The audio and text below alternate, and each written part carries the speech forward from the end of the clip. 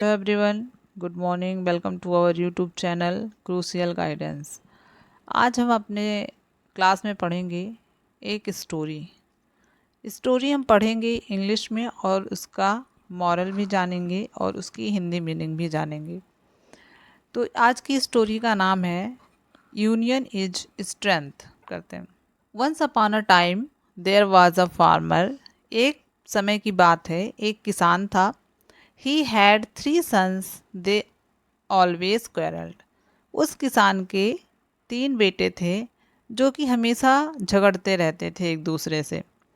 One day the farmer bought a bundle of sticks. एक दिन किसान बाजार से एक लकड़ियों का एक बंडल लेकर आता है।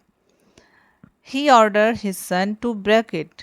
और उसने अपने बेटों से कहा कि तुम सब इसको तोड़कर दिखाओ। But they failed.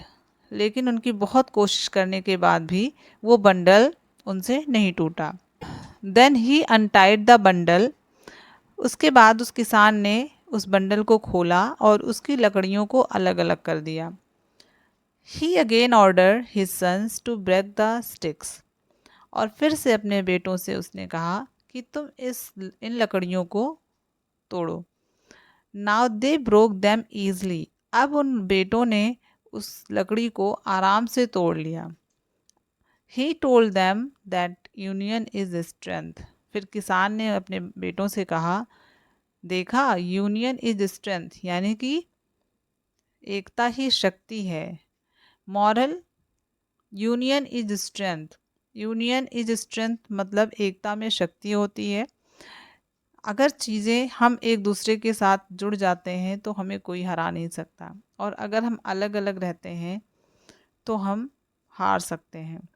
उसी तरह से उसने एक लकड़ी के बंडल को दिखाकर अपने बेटों को एक शिक्षा दी कि ये लकड़ी का बंडल अगर एक साथ था तो उसको हमें तोड़ने में बहुत ताकत लगानी पड़ रही थी, बहुत ज़्यादा स्ट्रेंथ लगानी पड़ रही थी। पर उन लकड़ियों को अगर हमने अलग अलग कर दिया तो उसको हम आसानी से तोड़ सकते हैं। इसी तरह से हमें एक दूसरे के साथ मिलजुल कर रहना चाहिए और खुश रहना चाहिए।